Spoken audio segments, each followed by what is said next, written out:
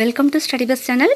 Dead pass mark விவரம் என்ன அப்படின்ற இன்றைக்கான அப்டேட் வந்து பார்க்குறதுக்கு முன்னாடி நம்ம ஸ்டடி பஸ் சேனலில் அதாவது 2 வீடியோ வந்து ஒரு நாள் வந்து அப்லோட் ஆகும். அதில் வந்து முதல் வீடியோ வந்து பார்த்திங்கன்னா ஸ்டடி நோட்ஸ், அதாவது TET exam, common TET exam, TNPSC எக்ஸாமுக்கான நோட்ஸ் எல்லாம் வந்து அப்லோட் ஆகும். அதுக்கப்புறம் வந்து பார்த்திங்கன்னா படித்து முடித்ததுக்கப்புறம் வந்து நம்மளுடைய மைண்டை ரிலாக்ஸ் பண்ணுற மாதிரி ஒரு காமெடி கார்ட்டூன் ஸ்டோரியும் வந்து அப்லோட் ஆகுது. ஸோ வந்து ஸ்டடி நோட்ஸ்க்கு கொடுக்குற இம்பார்ட்டன்ஸ் வந்து எனக்கு அந்த வீடியோக்கும் கொடுத்து நீங்கள் சப்போர்ட் பண்ணுவீங்கன்னு நான் நம்புகிறேன். இப்போ வாங்க நியூஸ் என்ன அப்படின்னு சொல்லி பார்த்துடலாம். ஆசிரியர்களுக்கு பயன்படும் ஒரு முக்கியமான தகவலை இந்த வீடியோவில் வந்து நம்ம பார்க்க போகிறோம். அதாவது சமீபத்தில் நடைபெற்ற பள்ளி கல்வித்துறை ஆலோசனை கூட்டத்தில் ஆசிரியர்கள் தொடர்பான பல்வேறு அம்சங்கள் குறித்து விவாதிக்கப்பட்டதாக தகவல்கள் வந்து வெளியாகியிருக்குது.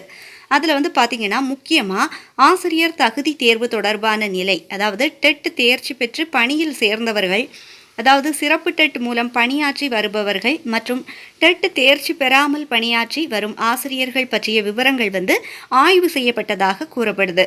மேலும் வந்து பார்த்திங்கன்னா ஆசிரியர்கள் சார்பில் சில முக்கிய கோரிக்கைகளும் அரசின் கவனத்திற்கு கொண்டு செல்லப்பட்டுள்ளதாக தகவல்கள் வந்து வெளியாகியிருக்குது.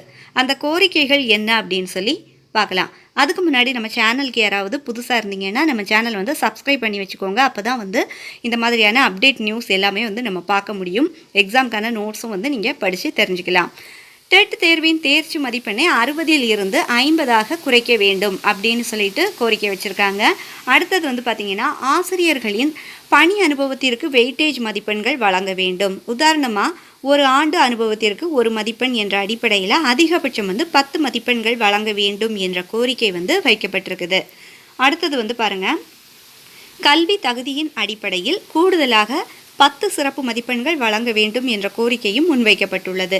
இந்த 2 சலுகைகளும் வழங்கப்பட்டால் டெட்டில் 30 மதிப்பெண்கள் பெற்றவர்களும் வெயிட்டேஜ் மற்றும் சிறப்பு மதிப்பெண்கள் சேர்த்து மொத்தம் 50 மதிப்பெண்களை எட்டி தேர்ச்சி பெறும் வாய்ப்பு உருவாகும் என ஆசிரியர்கள் தரப்பில் கருத்து தெரிவிக்கப்பட்டுள்ளதாக வந்து கூறப்படுது.